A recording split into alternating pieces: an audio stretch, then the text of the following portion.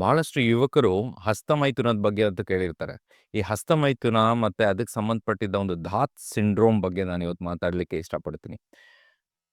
ಯುವಕರಲ್ಲಿ ಸಹಜವಾಗಿ ಆಗಿರ್ತಕ್ಕಂಥ ಒಂದು ಕ್ರಿಯೆಯನ್ನ ಬಹಳಷ್ಟು ಜನ ಇದು ತಪ್ಪು, ಇದು ಮಾಡೋದ್ರಿಂದ ಸಮಸ್ಯೆ ಆಗತ್ತೆ ಅಂತ ತಿಳ್ಕೊಂಡು ಒಂಥರ ಆತ್ಮವಂಚನೆಗೆ ಒಳಗಾಗಿರ್ತಕ್ಕಂಥ ಅನೇಕ ಘಟನೆಗಳು ಕೇಳೇ ಇರುತ್ತೇವೆ.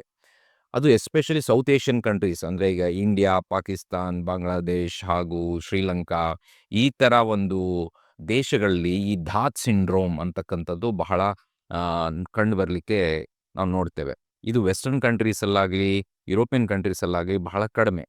ಈ ಧಾತ್ ಸಿಂಡ್ರೋಮ್ ಅಂತ ಹೇಳಿದ್ರೆ ಬಹಳಷ್ಟು ಜನ ಏನು ಅನ್ಕೊಳ್ತಾರೆ, ಒಂದು ಸಹಜವಾಗಿ ಒಂದು ಯೌವನಾವಸ್ಥೆಗೆ ಒಬ್ಬ ಹುಡುಗ ಬಂದಾಗ ಅವನಿಗೆ ಯೂರಿನ್‌ನಲ್ಲಿ ಒಂದು ವೀರ್ಯಾಣು ಹೋಗ್ತಕ್ಕಂಥದ್ದನ್ನ ಅಥವಾ ಮಲ್ಕೊಂಡಾಗ ಯಾವುದೇ ರೀತಿಯ ಒಂದು ವೀರ್ಯಾಣು ಬರೋದನ್ನ, ಸ್ವಪ್ನಸ್ಖಲನ ಆಗೋದನ್ನ ಅವನು ತಪ್ಪಾಗಿ ಗ್ರಹಿಸ್ತಾ ಹೋಗ್ತಾನೆ. ಕೆಲವೊಂದು ಧಾರ್ಮಿಕ ಪುಸ್ತಕಗಳಲ್ಲಿ ಅಥವಾ ತಮ್ಮ ಫ್ರೆಂಡ್ಸೋ ಅಥವಾ ಯಾರೋ ಜನಸಾಮಾನ್ಯರು ಯಾರೋ ಮಾತಾಡಿರೋದನ್ನ ಕೇಳ್ಕೊಂಡು, ಒಂದು ಹನಿ ವೀರ್ಯ 7 ಹನಿ ರಕ್ತಕ್ಕೆ ಸಮ ಅಂತ ಅನ್ಕೊಂಡ್ಬಿಟ್ಟು, ಸೊ ಇದು ವೀರ್ಯಾಣು ಹೋಗೋದ್ರಿಂದ ತನಗೆ ತುಂಬಾ ಸುಸ್ತಾಗ್ತಾ ಇದೆ, ತನಗೆ ಏಕಾಗ್ರತೆ ಬರ್ತಾ ಇಲ್ಲ, ತನಗೆ ಯಾವುದರಲ್ಲಿ ಆಸಕ್ತಿ ಇಲ್ಲ, ತುಂಬಾ ಸೋಲು, ಸಂಕಟ ಈ ರೀತಿ ಆಗ್ತಾ ಇದೆ ಅಂತ ತಿಳ್ಕೊಂಡು ಬಹಳಷ್ಟು ಜನ ಒಳಗಾಗಿರ್ತಾರೆ.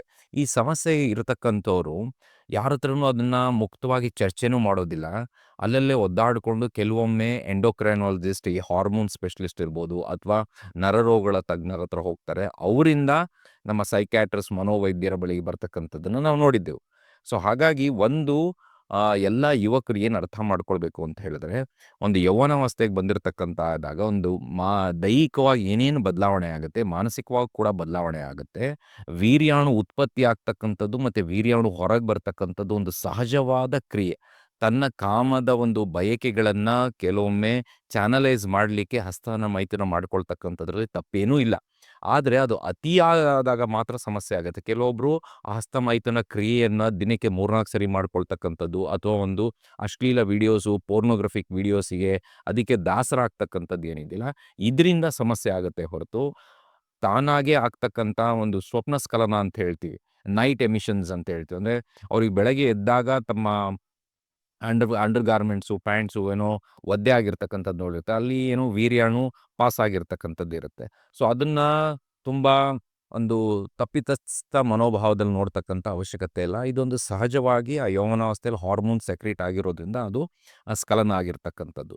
ಅದೇ ರೀತಿ ಆ ಯಾವುದೋ ಒಂದು ಘಳಿಗೆಯಲ್ಲಿ ಅಪರೂಪಕ್ಕೊಮ್ಮೆ ಅವರು ಹಸ್ತ ಮೈಥುನ ಮಾಡ್ತಕ್ಕಂಥದ್ದು ಏನಿದಿಲ್ಲ, ಇದು ಕೂಡ ಒಂದು ಸಹಜವಾದ ಕ್ರಿಯೆನೇ ಹೊರತು ಅದಕ್ಕೆ ಒಂದು ತಪ್ಪಿತಸ್ಥ ಭಾವನೆ ಅನ್ಕೊಳ್ಳೋದು ಬೇಕಾಗಿರೋದಿಲ್ಲ.